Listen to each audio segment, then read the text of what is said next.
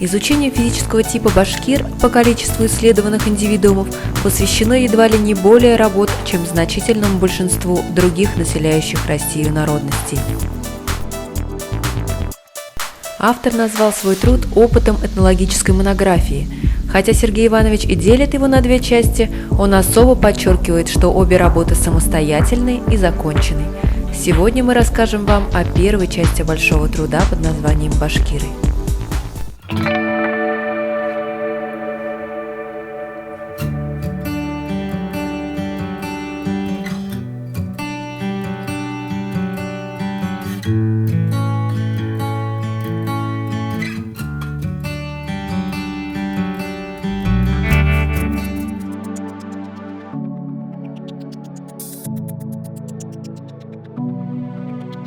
Сергей Иванович Руденко – археолог, антрополог, этнолог, гидролог, магистр географии, доктор технических наук, профессор.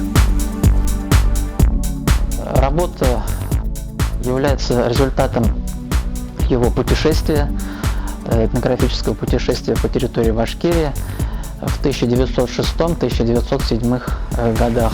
Изучал он в это время не только башкирский народ, но и сопредельные народы, такие как марийцы, удмурты, чуваши.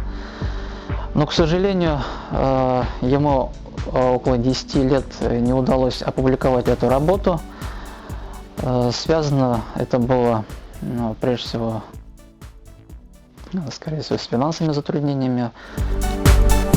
Целью своей работы Руденко ставит изучить характерные физические черты народности путем сопоставления ее антропологических признаков.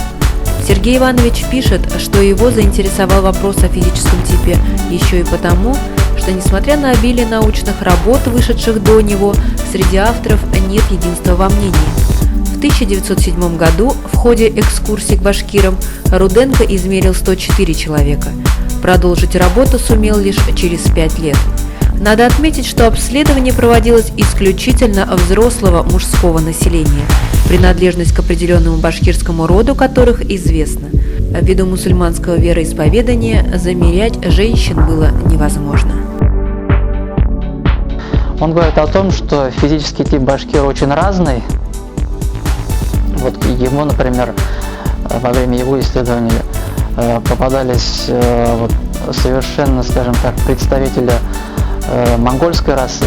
Он говорит о том, что многие башкиры очень похожи именно по своему физическому типу именно к монголам, а есть представители башкир, которые отличаются от чистого европеоида, потому что были, скажем так, такие башкиры с голубыми глазами, со светлыми русыми волосами. Сергей Иванович приводит данные об ареале расселения конкретных башкирских родов, описывает природу и климатические явления, почвы и леса, а также дает исторический очерк.